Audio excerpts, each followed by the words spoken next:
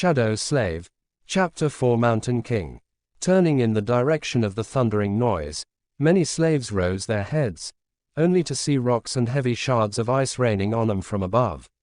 They instantly panicked, lurching away in a cacophony of screams. Shadows happily danced on black stones as, entangled by the thick chain, those slaves fell to the ground and pulled others with them. Sunny was one of the few that remained upright, mostly because he was ready for something like this to happen. Calm and collected, he gazed at the night sky, his attribute-enhanced eyes piercing the darkness, and took one measured step back. In the next second, a piece of ice the size of a man's torso hit the ground right in front of him and exploded, showering everything around with sharp shards. Others weren't that quick. As ice and stones continued to rain, many were wounded, and a few even lost their lives. Agonizing wails filled the air. "On your feet, fools!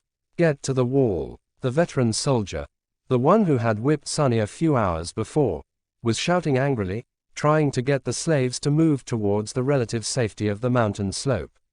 However, before anyone could heed his command, something massive came crashing down, sending a tremor through the stones beneath their feet. It fell right between the caravan and the mountain wall, plunging everything into silence for a few seconds. At first, it looked like a lump of dirty snow, roughly round in shape and as tall as a mounted horseman. However, once the creature unfurled its long limbs and rose, it towered over the stone platform like a nightmarish omen of death. That thing must be at least 4 meters tall, Sunny thought, a bit stunned. The creature had 2 stumpy legs, an emaciated, hunched torso and disproportionately long, multi-jointed hands, 2 of them, each ending with a set of horrifying bone claws, and another 2, these ones shorter, ending with almost human-like fingers. The thing that at first glance looked like dirty snow turned out to be its fur, yellowish-gray and ragged, thick enough to stop arrows and swords. On its head, 5 milky, white eyes regarded the slaves with insect-like indifference. Beneath them, a terrible maw crowding with razor-sharp teeth was half open, as though in anticipation. Viscous drool was running down the creature's chin and dripping into the snow. What unnerved Sunny the most, though, were the strange shapes endlessly moving, worm-like, under the creature's skin. He could see them clearly because, unfortunately, he was one of those unlucky souls closest to the monstrosity, getting a nauseating first-row view. Well, that is just too much, he thought, stupefied. As soon as Sunny finished that thought, all hell broke loose. The creature moved, slashing its claws in his general direction. But Sunny was one step ahead. Without wasting a single moment, he jumped sideways, as far as the chain allowed, conveniently placing the broad-shouldered slave between himself and the monster. His quick reaction saved his life, as those sharp claws, each as long as a sword, sliced through the broad-shouldered man a fraction of a second later and sent streams of blood flying through the air. Drenched in the hot liquid, Sunny hit the ground, and his fellow slave, now simply a corpse, fell on him from above. "Damn, why are you so heavy?" Temporarily blinded, Sunny heard a chilling howl and felt an enormous shadow passing over him. Immediately after, a deafening chorus of screams filled the night. Not paying it any attention, he tried to roll the corpse to the side, but was stopped by a forceful lurch of the chain that twisted his wrists and filled his mind with white-hot pain. Disoriented, he felt himself being dragged a few steps, but then the chain suddenly slackened, and he was able to control his hands again. See, things could have been worse. Putting his palms against the dead man's chest, he pushed with all the strength he had. The heavy corpse stubbornly resisted all his attempts, but then finally fell sideways, setting Sunny free. However, he didn't get to celebrate this newly found freedom, as his blood suddenly turned to ice.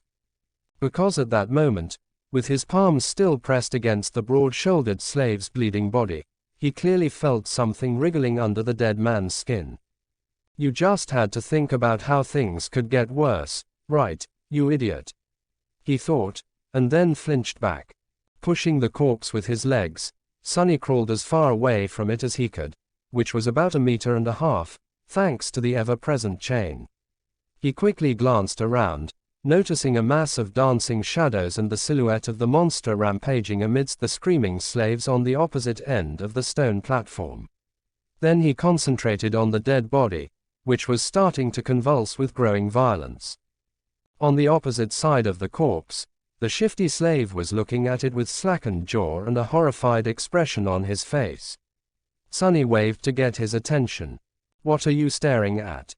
Move away from it." The shifty slave tried, but immediately fell down. The chain was twisted between the three of them, pinned down under by the broad-shouldered man's weight. Sunny clenched his teeth. Right under his eyes, the corpse was going through a nightmare-inducing metamorphose. Strange bone growths pierced its skin, extending like spikes. The muscles bulged and wriggled, as though trying to change shape. The fingernails were turning into sharp claws.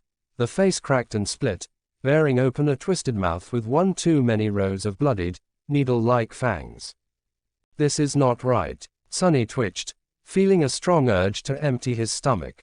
The chain. The scholarly slave was just a few steps behind the shifty one, pointing at his shackles with a face as pale as a ghost.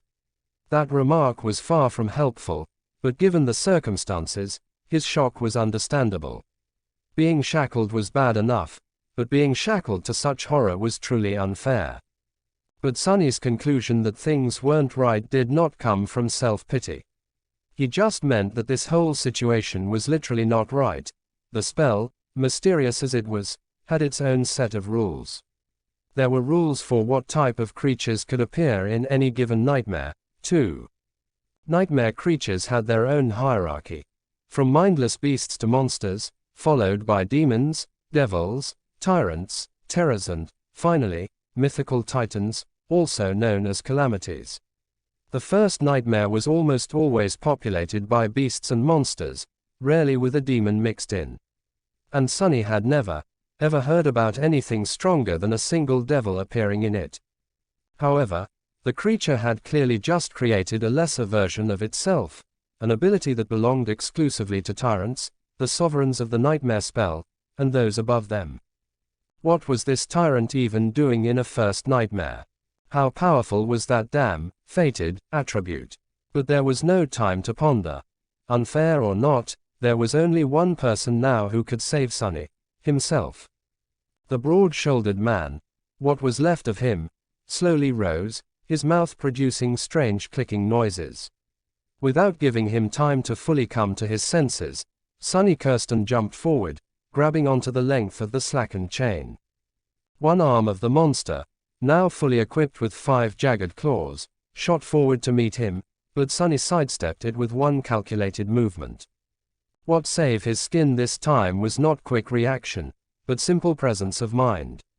Sunny might not have learned any fancy combat techniques, since his childhood was spent on the streets instead of a school.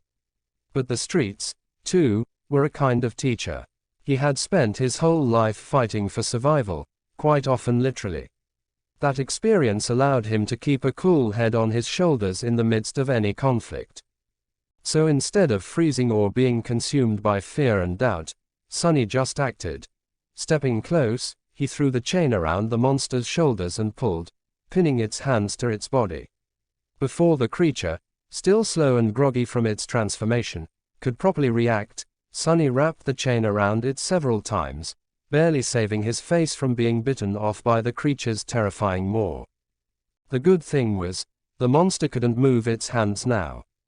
The bad thing was, the length of the chain he used to immobilize it was gone, leaving almost no distance between them. "You two," Sunny screamed, addressing his 2 fellow slaves. "Pull on that chain as though your lives depend on it." Because they were. The shifty slave and the scholar gaped at him and then, understanding what he was thinking, started to move. Grabbing the chain from the opposite directions, they pulled as hard as they could, tightening its grip on the monster and not letting it shake loose. Great, Sunny thought. The monster bulged its muscles, trying to break free. The chain creaked, caught on the bone spikes, as though slowly breaking apart. Not so great. Without wasting any more time, he threw his hands in the air and caught the creature's neck with the short, thinner chain connecting his shackles together. Then he circled the monster with a quick step and pulled, ending up back to back with it, as far away from its maw as he could. Sunny knew that he wasn't strong enough to strangle a man with his bare hands, let alone a weird, terrifying mutant like the one trying to eat him.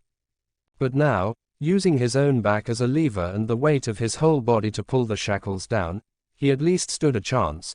He pulled down with all his might, feeling the monster's body pressing against him, bone spikes brushing against his skin. The monster continued to struggle, clicking loudly and trying to break the chain tying him down apart. Now it was just a question of what would break first, the chain or the monster itself. Die, die, you bastard. Sweat and blood were rolling down Sunny's face as he was pulling, and pulling, and pulling down with as much force as he could muster. Every second felt like an eternity. His strength and stamina, what little he had to begin with, were quickly running out. His wounded back, wrists, and muscles pierced by the bone spikes were in agony. And then, finally, Sunny felt the monster's body go limp. A moment later, a faintly familiar voice rang in the air. It was the most beautiful sound he had ever heard. You have slain a dormant beast, Mountain King's larva.